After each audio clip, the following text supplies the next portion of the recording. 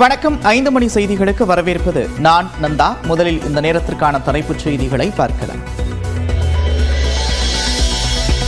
விசாரணைக்கு அழைத்து செல்லப்பட்டவருக்கும் நடிகர் சைஃப் அலி கான் மீதான தாக்குதலுக்கும் தொடர்பில்லை, மும்பை காவல்துறை விளக்கம்.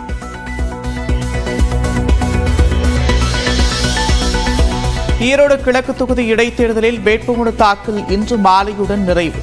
திமுக, நாம் தமிழர் கட்சி வேட்பாளர்கள் உட்பட 65 மனுக்கள் தாக்கல்.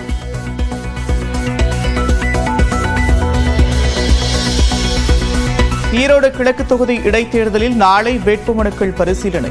வரும் திங்கட்கிழமை வெளியாகிறது இறுதி வேட்பாளர் பட்டியல்.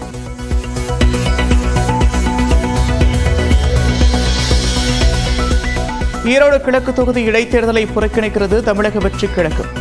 அரசியல் அவலங்களை அரங்கேற்றி ஆளும் கட்சிகள் வெற்றி பெறுவது வழக்கம் என்று பொதுச் செயலாளர் ஆனந்த் அறிக்கை. பொங்கல் பண்டிகை முடித்துக் கொண்டு பொதுமக்கள் அனைவரும் 19ஆம் தேதி சென்னைக்கு திரும்புவதால் போக்குவரத்து நெரிசல் ஏற்பட வாய்ப்பு. இன்று அல்லது நாளையே திரும்பும் வகையில் பயண திட்டத்தை வகுக்க போக்குவரத்து துறை வேண்டுகோள். பெரம்பலூர் மாவட்டம் வேப்பந்தட்டை அருகே இளைஞர் கொலையை கண்டித்து நடைபெற்ற காவல் நிலைய முற்றுகை போராட்டம் வாபஸ்.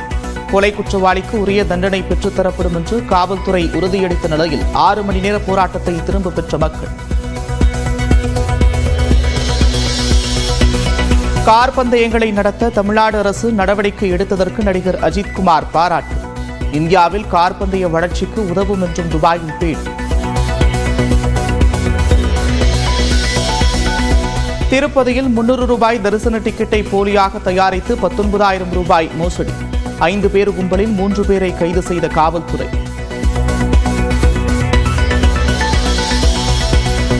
கர்நாடகாவில் கூட்டுறவு வங்கியில் 12 கோடி ரூபாய் அளவிற்கு ரொக்கம், நகைகள் கொள்ளை. வங்கி ஊழியர்களுக்கு தொடர்பா என்று காவல்துறை விசாரணை.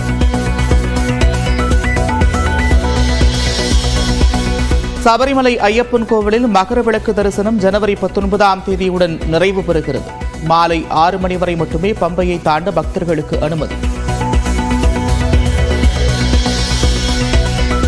நெல்லை மாவட்டத்தின் மலைப்பகுதிகளில் இன்று கனமழைக்கு வாய்ப்பு. தஞ்சை, திருவாரூர் உள்ளிட்ட 6 மாவட்டங்களில் நாளை கனமழை பெய்யக்கூடும் என வானிலை ஆய்வு மையம் கணிப்பு. உலக செஸ் சாம்பியன் குகேஷுக்கு கேல் ரத்னா விருது வழங்கி கௌரவித்த மத்திய அரசு. ஸ்ரீ குகேஷ் டி.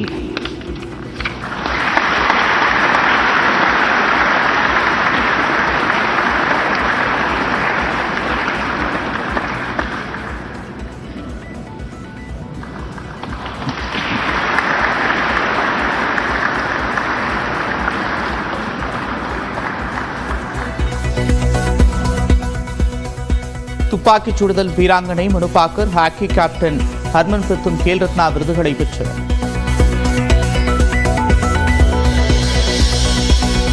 பாரா ஒலிம்பிக்கில் பதக்கம் வென்ற தமிழக வீராங்கனைகள் துரசுமதி முருகேசன், மணிஷா ராமதாசுக்கு அர்ஜுனா விருது. நித்யஸ்ரீ சுமதிக்கும் அர்ஜுனா விருது வழங்கினார் குடியரசுத் தலைவர் திரௌபதி முர்மு.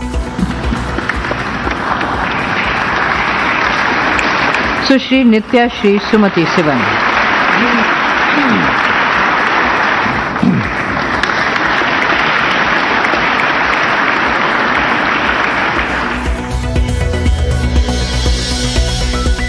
பரந்தூர் விமான நிலைய போராட்ட குழுவினரை ஓரிரு நாட்களில் சந்திக்க இருக்கும் தமிழக வெற்றிக் கழகத்தின் தலைவர் விஜய். ஏக்னாபுரத்தில் உள்ள அம்பேத்கர் திடலை சுத்தம் செய்யும் பணிகளை ஆய்வு செய்த பொதுச் செயலாளர் ஆனந்த். பாஜக அதிமுக கூட்டணி அமைய வேண்டும் என்று பேசுவதை நிறுத்திக் கொள்ள வேண்டும். துக்ளக் ஆசிரியர் குருமூர்த்திக்கு அதிமுக முன்னாள் அமைச்சர் ஜெயக்குமார் எச்சரிக்கை. முடிவு கட்சியால் எடுக்கப்பட்ட முடிவு. அந்த முடிவு பார்த்தோன்னா ஒரு எந்த நிலையிலும் சரி, சட்டமன்ற தேர்தல் வருங்காலத்தில் கூட பிஜேபியோட கூட்டணி இல்லைன்ற ஒரு முடிவுக்கு கட்சி வந்துட்ட பிறகு திருப்பி என்ன இவர் பேசுறது? இவர் பேச வேண்டிய அவசியமே கிடையாது. டெல்லி சட்டப்பேரவை தேர்தலை ஒட்டி பாஜகவின் தேர்தல் அறிக்கையை வெளியிட்டார் ஜே.பி. நட்டா.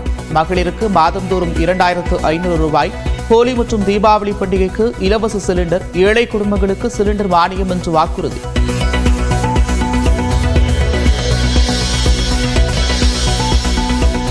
உக்ரைனுக்கு எதிரான போரில் ரஷ்ய ராணுவத்தில் இணைந்து போரிட்ட 12 பேர் உயிரிழப்பு, 16 பேரை காணவில்லை என இந்திய வெளியுறவுத்துறை அமைச்சகம் தகவல்.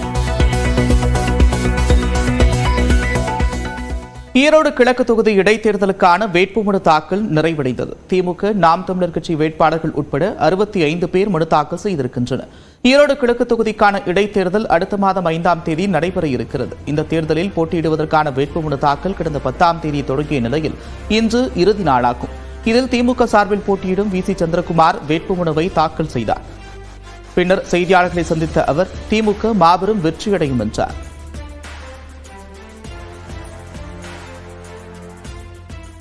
கடந்த 4 நாட்களாக நாங்கள் தொடர்ந்து பிரச்சாரத்தில் ஈடுபட்டு வருகின்றோம். கிட்டத்தட்ட 33 வார்டிலே 9 வார்டிலே எங்களுடைய பிரச்சாரத்தை வீடு வீடாக தெரு தெருவாக சென்று மக்களை சந்தித்து வந்திருக்கின்றோம். அந்த வகையிலே எங்களுக்கு மிகப்பெரிய அளவிலே மக்களுடைய ஆதரவு இருக்கிறது என்பதை நாங்கள் கண்கூடாக கண்டிருக்கின்றோம்.